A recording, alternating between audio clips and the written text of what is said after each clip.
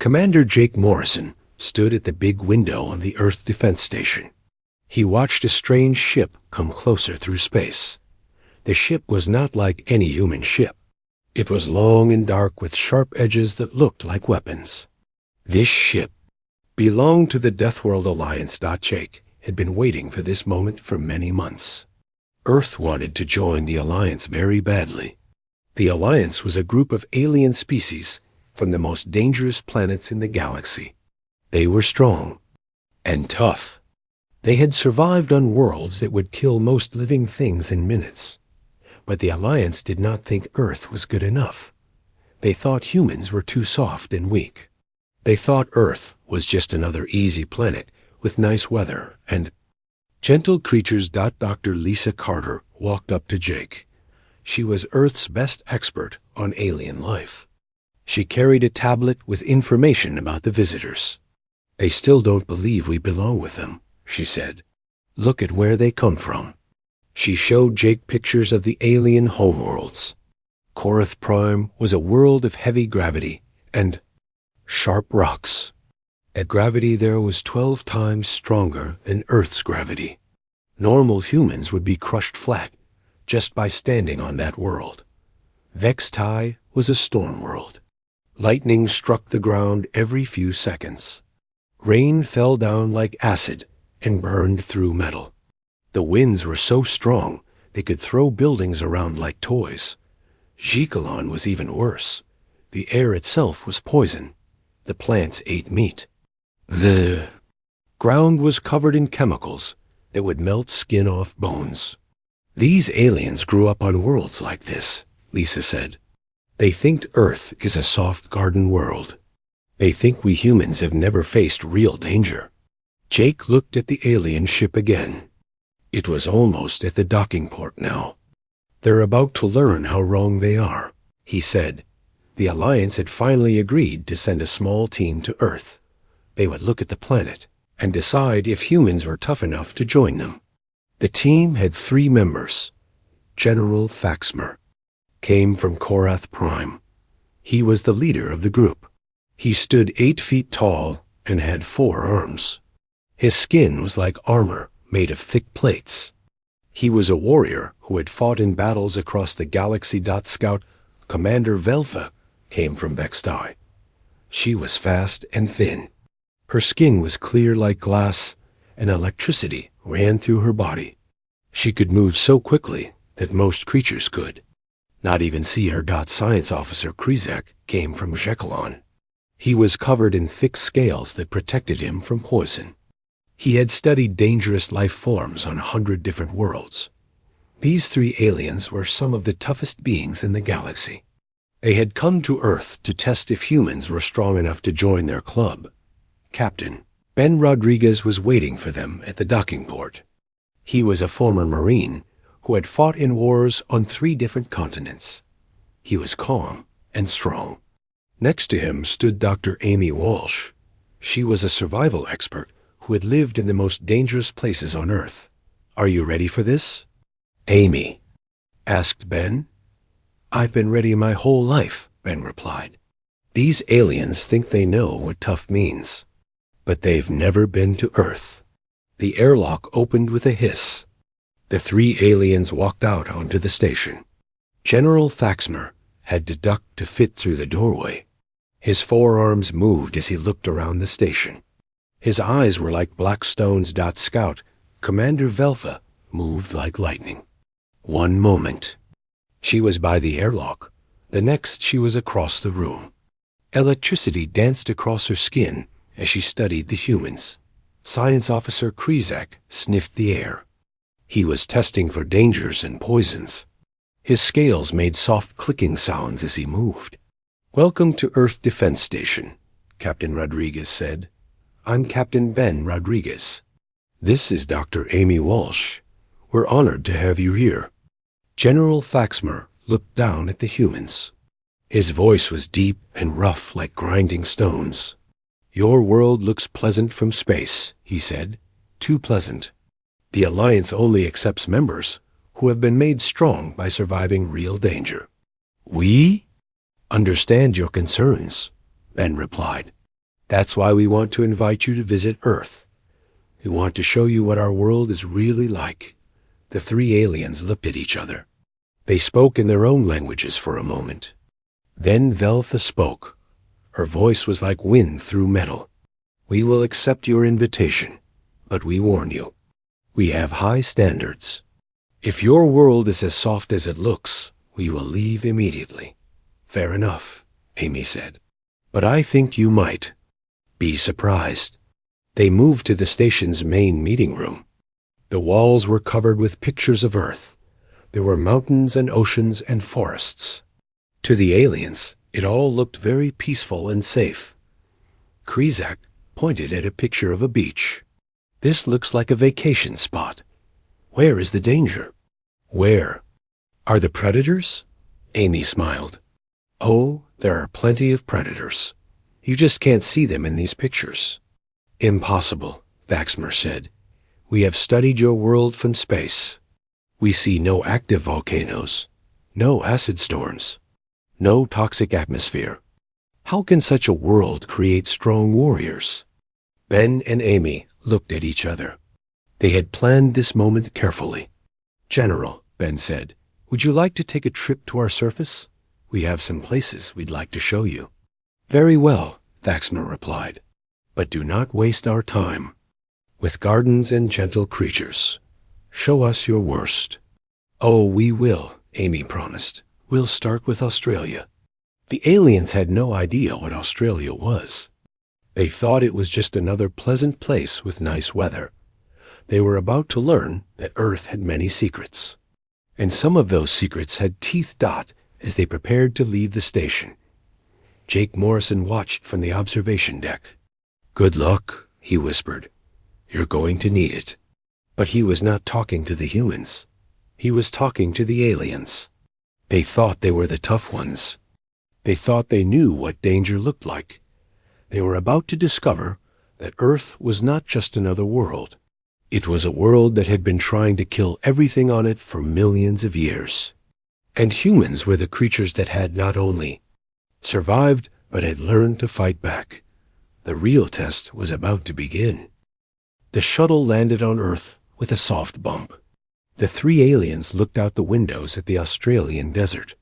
Red sand stretched as far as they could see.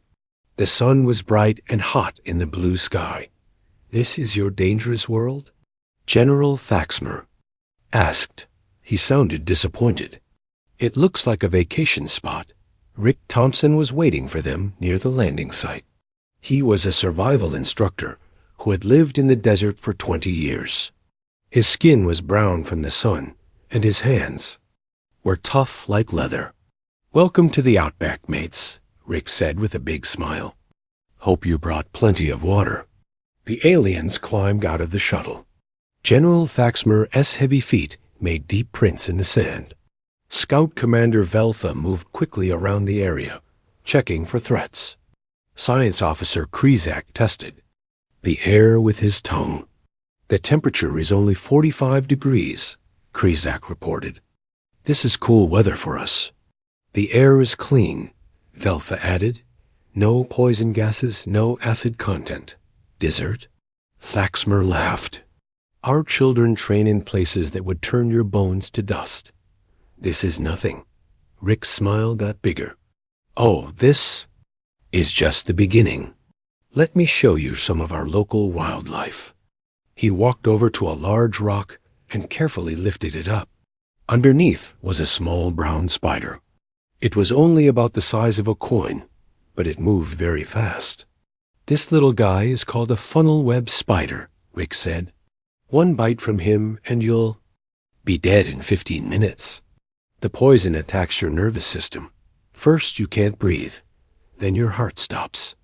The three aliens leaned in closer to look at the spider. Krizak was especially interested. His species was known for being immune to most poisons. Such a small creature could kill? Krizak asked. "Oh, that's nothing," Rick said. He pointed to what looked like an empty patch of sand. "See that little bump there? That's a death adder. They bury themselves in the sand and wait for prey to walk by. and they strike faster than you can blink. The aliens stared at the sand. They could barely see the snake, even when Rick pointed it out. "How do you walk safely in this area?" Veltha asked. "Very carefully," Rick replied. "And you always watch where you step. Come on, let me show you the water." They walked to a small water hole. The water looked clean and cool. Dr. Amy Walsh was waiting there with a long stick. "Don't drink the water," she warned. "Watch this." She poked the stick into the water. Suddenly, a massive crocodile shot out of the water like a rocket. Its jaws were as long as a man and filled with teeth like knives. It grabbed the stick and crushed it to pieces. Even General Thaxmer stepped back. The crocodile was bigger than him and much faster. "Saltwater crocodile," Amy explained. "They can grow up to 20 feet long. They can jump completely out of the water to catch prey. They have the strongest bite of any animal on Earth." The crocodile slid back into the water and disappeared. The aliens stared at the peaceful-looking waterhole. "Your water sources are guarded by predators?" Thaxmer asked. "Not all of them," Rick said. "Just the ones that connect to rivers or oceans. Oh, and speaking of oceans, let me tell you about blue-ringed octopus." He led them to a tide pool near the coast. The water was shallow and full of colorful sea life. Small fish swam around pretty shells and rocks. "This looks safe," Veltha sighed. "That's what makes it dangerous," Amy replied. "See that little octopus there? The one with the blue rings?" They looked closer and saw a small octopus about the size of a golf ball. It had beautiful blue rings that glowed in the sunlight. "It's quite beautiful," Krizak said. "It's also one of the most venomous creatures on Earth," Rick said. "One bite, and you're paralyzed in minutes. There's no antidote. You stay awake and aware while your body shuts down." The aliens were starting to look less confident. They had expected to find a soft world with gentle creatures. Instead, they were finding death hiding behind every rock and in every water hole. "Surely your plant life is safe?" Thaxmer asked. Rick and Amy looked at each other and grinned. "Oh, you have to see this," Amy said. They walked to a tree that looked normal, except for its large heart-shaped leaves. Amy picked up a long stick and carefully touched one of the leaves. "This is a jimpy tree," she said, "also called a suicide plant. If you touch it, the pain is so bad that people have killed themselves to make it stop. The pain can last for months." "A plant that causes suicide?" Krizak asked in amazement. "The leaves are covered in tiny hairs that inject poison," Rick explained. "The hairs are so small they go right through clothing. Some people have been driven crazy by the pain." The aliens stared at the innocent-looking tree. On their worlds, plants were usually the safest things around. Here on Earth, even the plants were trying to kill them. "How do you survive here?" Veltha asked. "We learn," Amy said simply. "We teach our children what's dangerous and what's safe. We pass down knowledge from parents to children. We adapt.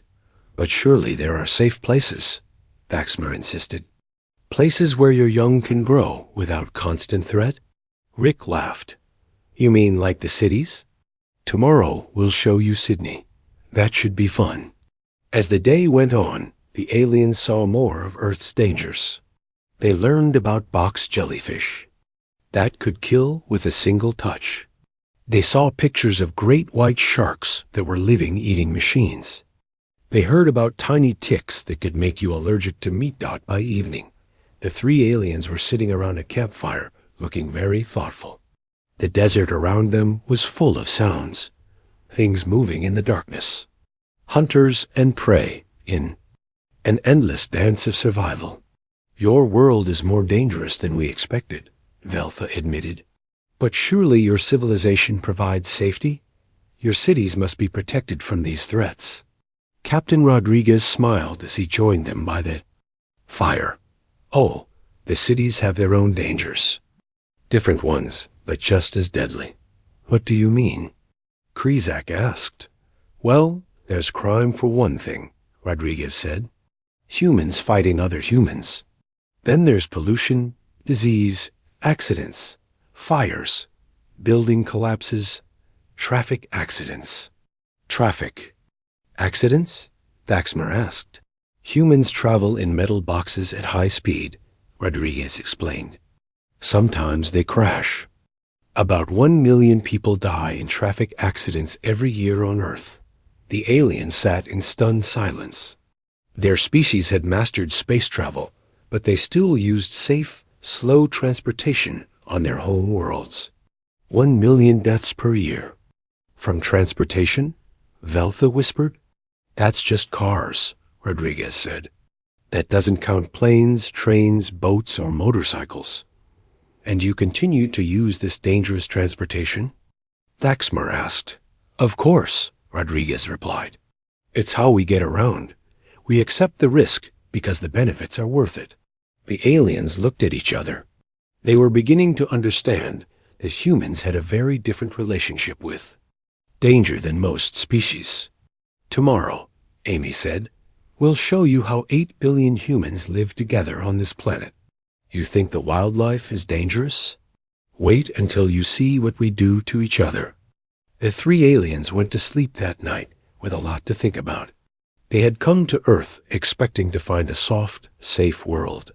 Instead, they had found a planet where death waited behind every rock, in every waterhole, and hanging from every tree.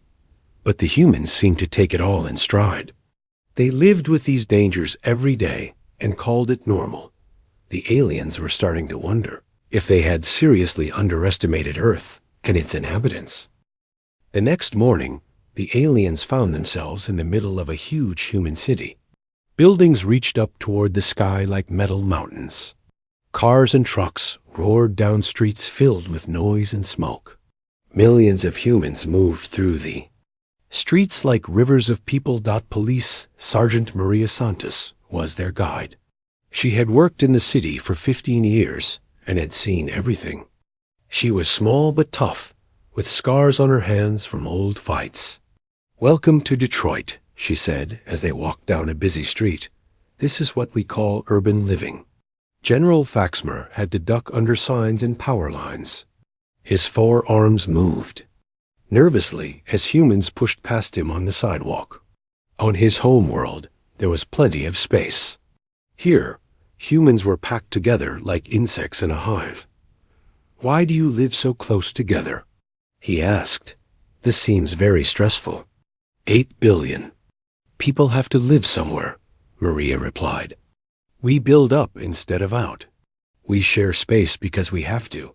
Scout Commander Veltha was watching the traffic. Cars moved in all directions at high speed. They missed each other by inches. Horns honked constantly. The noise was incredible. This transportation system seems very dangerous, she said. It is, Maria agreed. But we need to move people and goods around the city, so we accept the risk. A fire truck screamed past them with its sirens blaring. The aliens jumped at the loud noise, but the humans barely noticed. Where is it going? Science Officer Krizak asked. Probably a fire, Maria said. Or maybe a building collapse. Could be a gas leak. In a city this size, there's always some kind of emergency. They walked past a construction site where humans were working on a tall building. The workers moved around on thin metal beams high above the street. They wore hard hats, but no safety ropes. Those humans are very high up, Thaxmer observed. If they fall, they will die. Sometimes they do fall, Maria said sadly. Construction work is dangerous. But the city needs new buildings, so the work continues. The aliens watched in amazement as humans did jobs that would be considered too dangerous on most worlds. They saw window washers hanging from the sides of skyscrapers.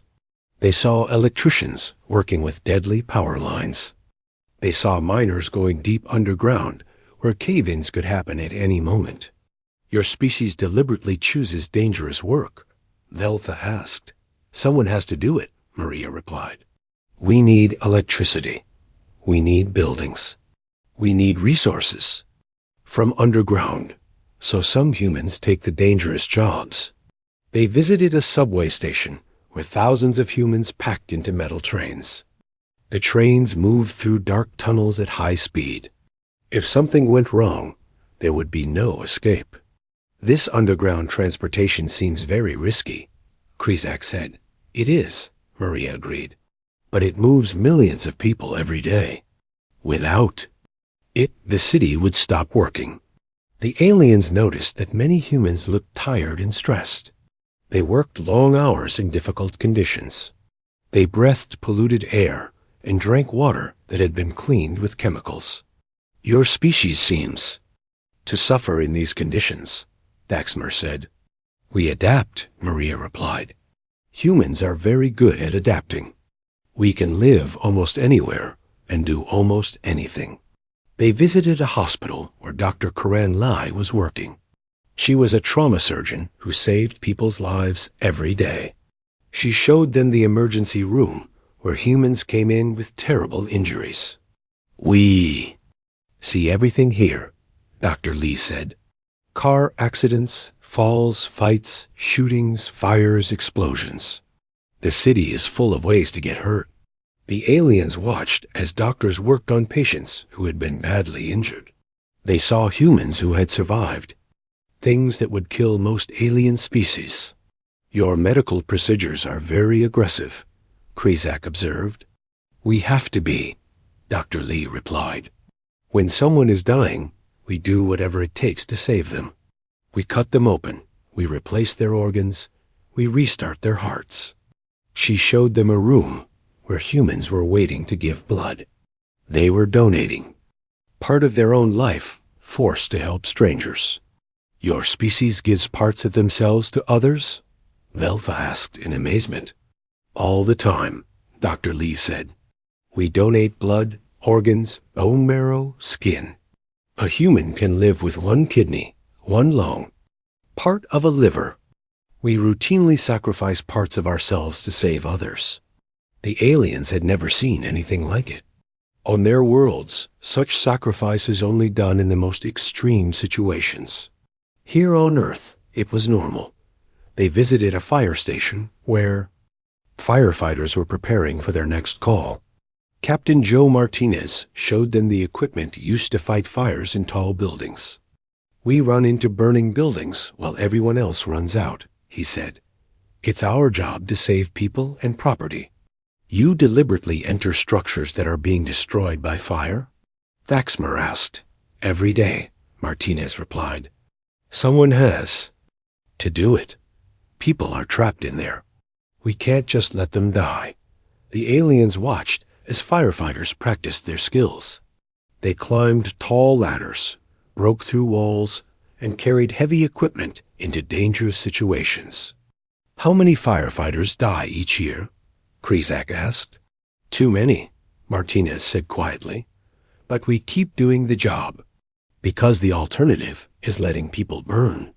As the day went on, the aliens saw more of city life.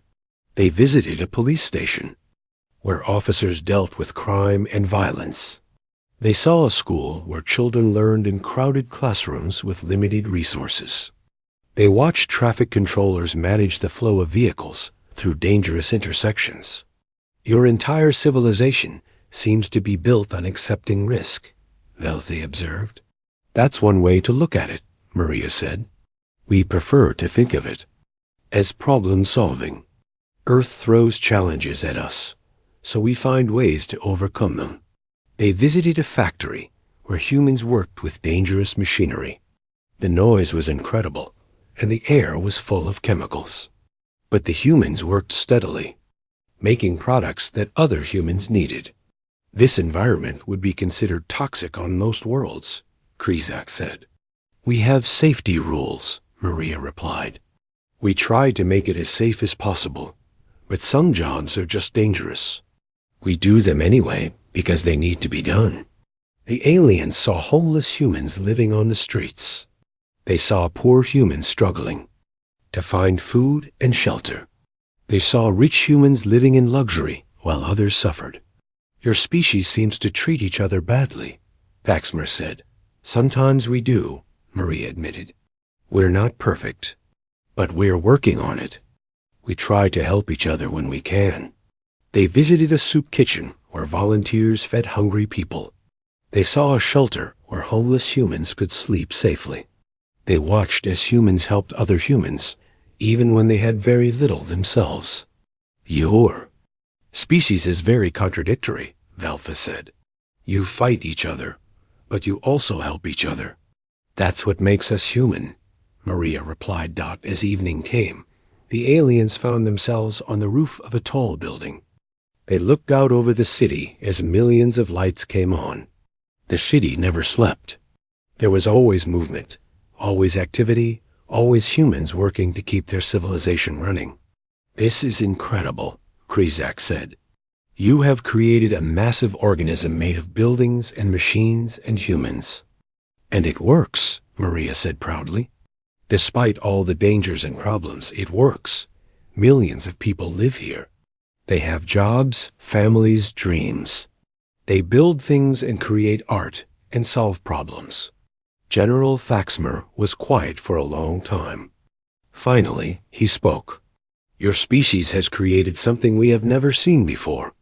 You have turned danger into a tool for building civilization. What do you mean? Maria asked. On our worlds, we avoid danger, Thaxmer explained. We find safe places and stay there. But you humans seem to seek out danger and then find ways to make it work for you. Maybe that's why we've been so successful, Maria said. We don't run from problems. We solve them. Scout Commander Veltha was studying the traffic patterns below. Your transportation system is chaos, but it works. Your buildings are too tall, but they stand. Your air is polluted, but you breathe it. How is this possible? Practice, Maria said simply. We've been dealing with these problems for thousands of years. We've learned how to make dangerous things work safely. The aliens spent the night thinking about what they had seen. They had expected to find a soft civilization living in comfort and safety. Instead, they had found humans living in conditions that would drive most species insane, but the humans seemed to thrive in these conditions. They had built a complex civilization that worked despite all the dangers and problems. Tomorrow, Captain, Rodriguez said as he joined them, we want to show you something special. We want to show you our children. The aliens looked at each other nervously. If adult humans could live in such dangerous conditions, what were their children like? The next morning, the aliens found themselves standing outside Lincoln Elementary School. A building was full of young humans between the ages of 5 and 12. Sounds of laughter and shouting came from inside. Principal Janet Miller greeted them at the front door. She was a cheerful woman in her 50s who had worked with human children for most of her life. Welcome to our school, she said with a big smile. The children are so excited to meet real aliens. They've been asking questions all morning. The 3 aliens followed her inside. The hallways were covered with artwork made by the children. There were pictures of spaceships, alien creatures, and colorful planets. Your young ones are interested in space? General Thaxmer asked. Oh yes, Janet replied. They love learning about other worlds and other species. They're very curious about everything. They walked past several classrooms where small humans were sitting at desks. Some were reading books. Others were doing mathematics. A few were working on science projects. At what age do you begin warrior training? Scout Commander Veltha asked. Janet looked confused. Warrior training? We don't have warrior training. This is just regular school. But how do you prepare your young for survival? Science Officer Krizak asked. We teach them to read and write and think, Janet said. We help them understand the world around them. The aliens were led to a large room where physical education was taking place. About 30 human children were engaged in various activities. Some were climbing rope, others were running around a track. A group was playing a game with a large ball. "This is your young warrior preparation?" Thaxmer asked. "This is gym class," said the teacher, Mr. Steve Collins. "We help the children stay healthy and strong." The aliens watched in amazement as the children threw themselves into dangerous-looking activities.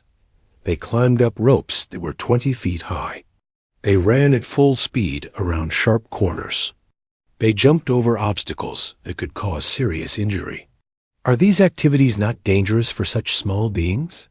Veltha asked. "Well, yes, there's some risk," Mr. Collins admitted.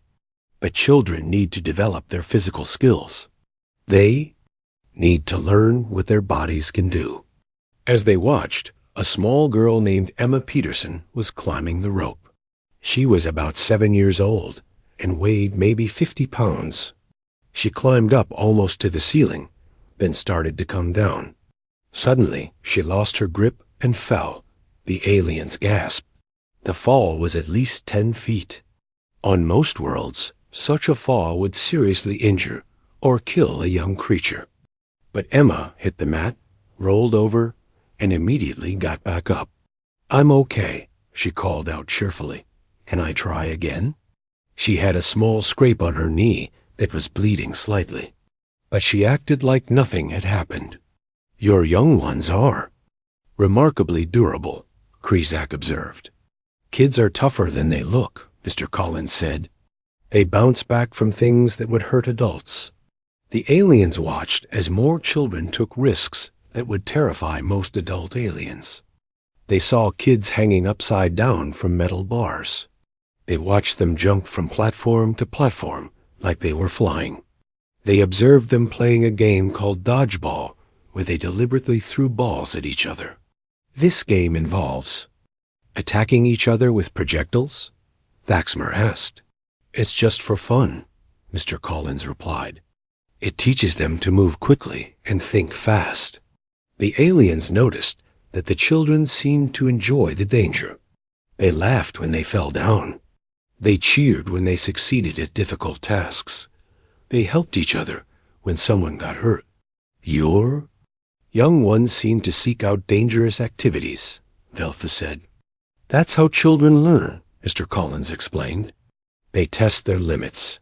They find out what they can and cannot do." They were taken outside to the playground. This was even more shocking to the aliens. The playground was full of metal structures that were designed for children to climb, swing, and jump on. There were tall slides that children climbed up and then rode down at high speed.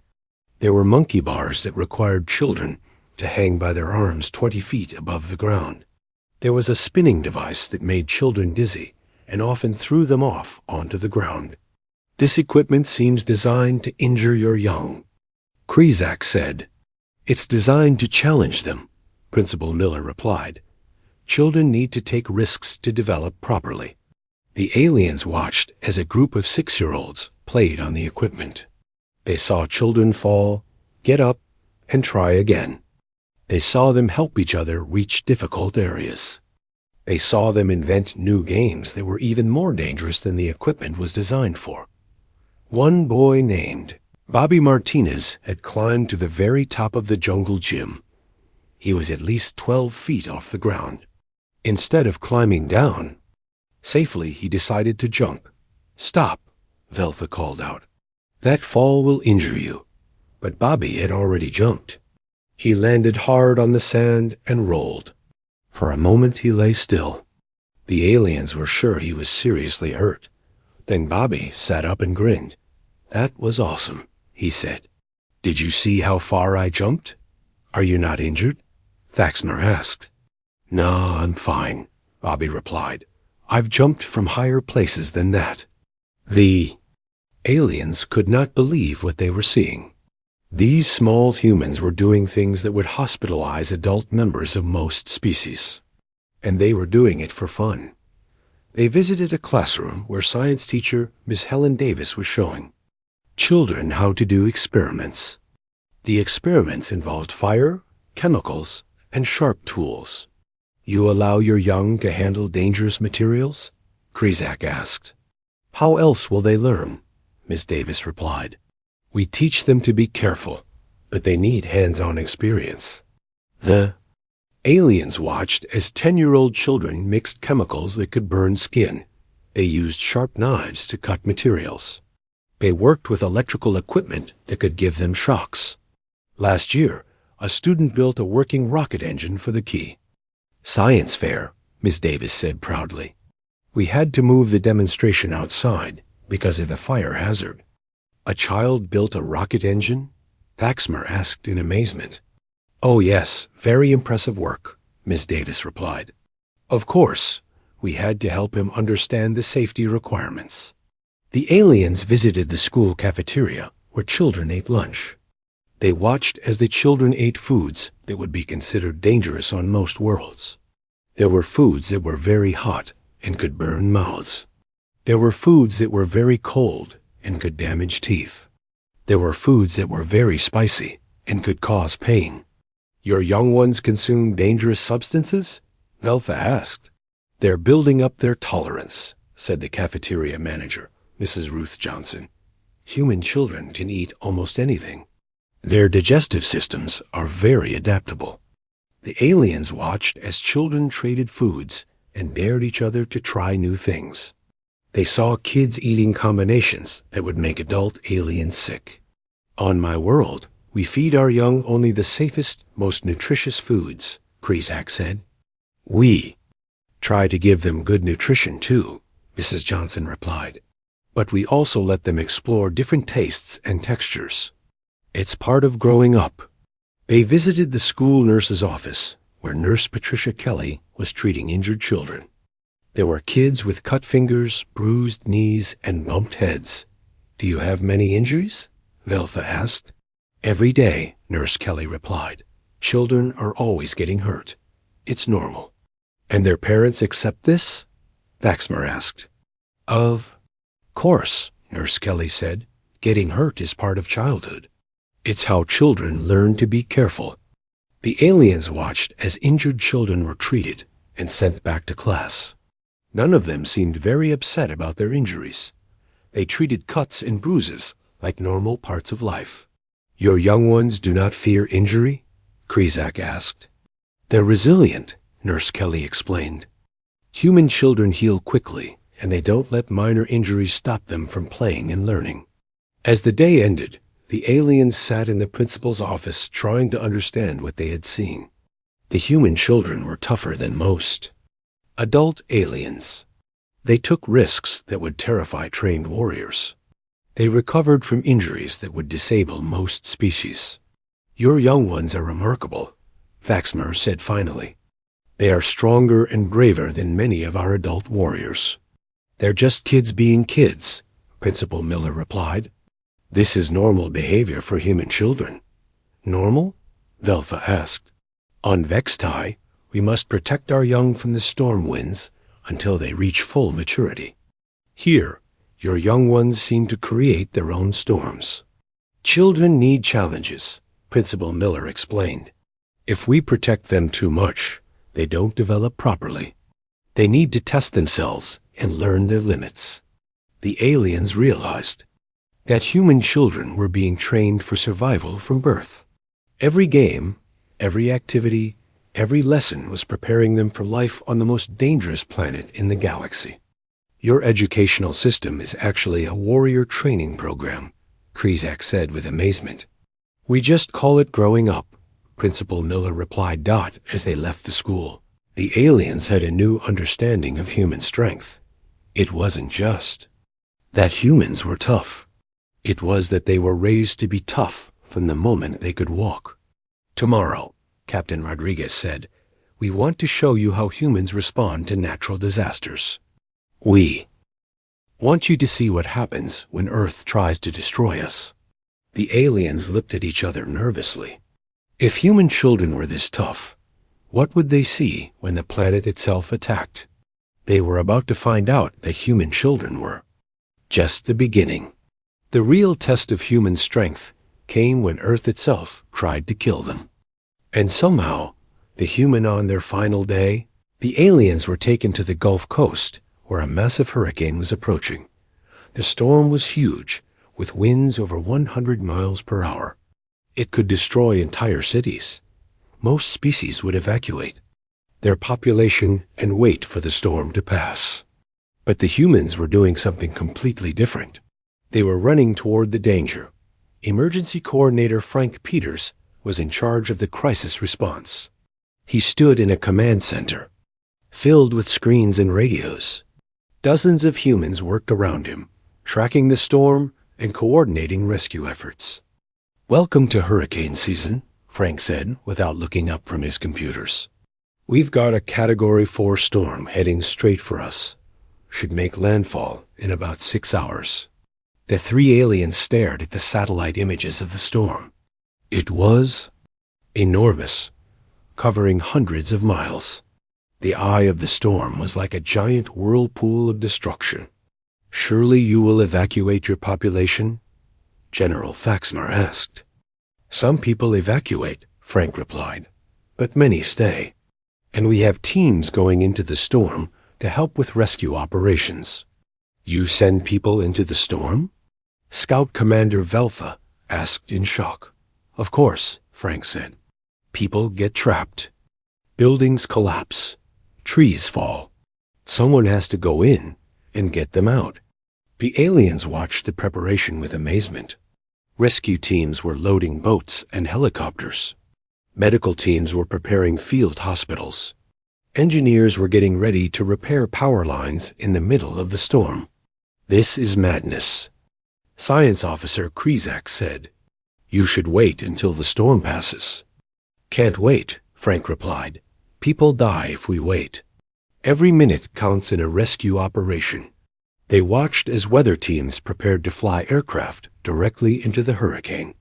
The planes would gather data from inside the storm while being thrown around by winds that could tear them apart. "You deliberately fly into the storm?" Faxmar asked. "How else can we study it?" replied meteorologist Dr. Nancy Green. "We need to know exactly what the storm is doing so we can predict where it will go." The aliens watched Dr. Green's team prepare instruments that would be dropped into the hurricane from aircraft.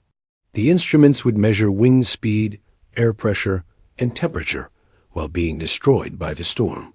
"Your scientists sacrifice themselves to gather data?"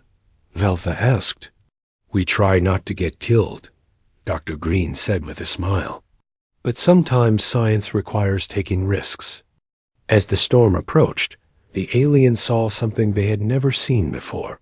Instead of running away from the disaster, humans were organizing to fight it. Fire teams prepared to respond to blazes caused by downed power lines. Medical teams got ready to treat storm victims. Search and rescue teams loaded boats and helicopters. Engineers prepared equipment to restore power and communications. "Your species fights the storm?" Krizak asked.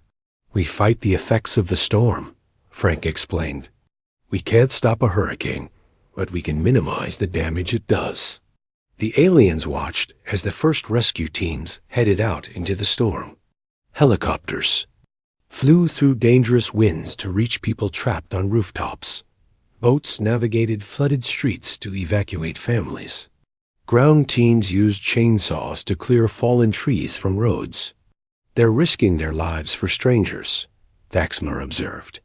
"That's what we do," Frank said simply. "We take care of each other." The storm hit with incredible force. The aliens watched from the command center as winds shattered windows and flooded streets. Buildings shook and power lines fell. The storm was trying to destroy everything humans had built, but the humans fought back. As soon as the eye of the storm passed over, rescue teams rushed out to help. They pulled people from collapsed buildings. They rescued families from flooded homes. They provided medical care to the injured. "This is incredible," Veltha said. "Your people run toward danger to help others." "Someone has to," said Rescue Coordinator Lisa Rodriguez. We can't just let people die. The aliens watched as humans worked through the night in dangerous conditions. They saw volunteers loading trucks with food and water for storm victims. They watched as power crews worked to restore electricity while winds still howled around them. Your species has turned disaster response into a science, Krizak observed. We've had a lot of practice, Frank said. Earth throws storms, earthquakes, floods, fires, and volcanoes at us all the time. We've learned how to deal with them. As dawn broke, the aliens could see the damage the storm had caused. Buildings were destroyed. Trees were down everywhere. Flooding covered large areas. But already, humans were beginning to rebuild. Construction crews were clearing debris. Engineers were restoring power. Medical teams were treating the injured. The humans were not just surviving the disaster, they were recovering from it. How long will it take to rebuild? Thaxmer asked. Depends on the damage, Frank replied. But we'll have basic services restored in a few days. Full rebuilding might take months. And then you'll just wait for the next storm? Galtha asked. Pretty much, Frank said. That's life on Earth. Disasters happen. We deal with them and move on. The aliens spent the morning touring the disaster area. They saw humans helping other humans without being asked. They watched as neighbors shared food and shelter. They observed as complete strangers worked together to clear roads and rescue trapped people. Your species shows remarkable cooperation during crisis, Krizak said. Disasters bring out the best in people, said volunteer coordinator Mary Johnson. When things get bad, we come together. The aliens saw children helping to fill sandbags. They watched elderly humans cooking food for rescue workers. They observed as people with very little shared what they had with those who had lost everything. This cooperation extends beyond your own family groups? Thaxmer asked. Of course, Mary replied. We're all in this together. When disaster strikes, we're all just humans trying to survive.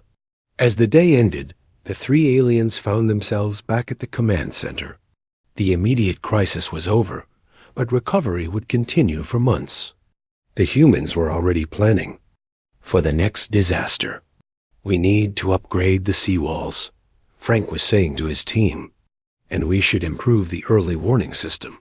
You're already preparing for the next storm? Veltha asked. There's always a next storm, Frank replied. Or earthquake, or tornado, or flood. We learn from each disaster and try to do better next time. The aliens realized the humans had turned survival into a continuous process of learning and improvement. They didn't just endure disasters. They studied them and found ways to handle them better. It's time for our verdict, General Thaxmer announced. They gathered in the station's main conference room one last time. The three aliens stood before Captain Rodriguez, Dr. Walsh, and the other human representatives. Commander Rodriguez, Dr. Walsh, representatives of Earth, Thaxmer began formally. The Deathworld Alliance has reached a decision. The room fell. Silent. Everyone knew this moment would determine Earth's future. We came here expecting to find another soft garden world, Thaxmer continued. We expected to find a species that had never known real hardship. We were prepared to reject Earth's application quickly. He paused, looking at each human in turn. Instead, we found something we have never encountered before. We found the most dangerous planet we have ever seen, inhabited by the most successful survivors in the galaxy. The humans waited quietly for him to continue. Earth is not just a death world, Thaxmer said. It is the ultimate death world. Your planet has every type of danger we have ever encountered, and many we had never imagined. Scout Commander Valtha stepped forward. Your species has done something impossible. You have not just survived on a world that is actively trying to kill you. You have thrived. You have built a civilization that spans your entire planet. Science Officer Krizak added his thoughts. Most species evolve to escape their planetary dangers. You have evolved to embrace them. You have turned survival into an art form. General Thaxmore's voice grew formal. Therefore, Earth's application to join the Deathworld Alliance is not just accepted. It is fast-tracked with full senior member status. The humans looked stunned. Senior member status was usually reserved for species that had been in the Alliance for hundreds of years. Furthermore, Thaxmore continued, the Alliance requests permission to establish a training exchange program. Our warriors could learn much from spending time on Earth. And we would like to study your species' adaptation techniques, Krizak added. You have achieved something we thought impossible.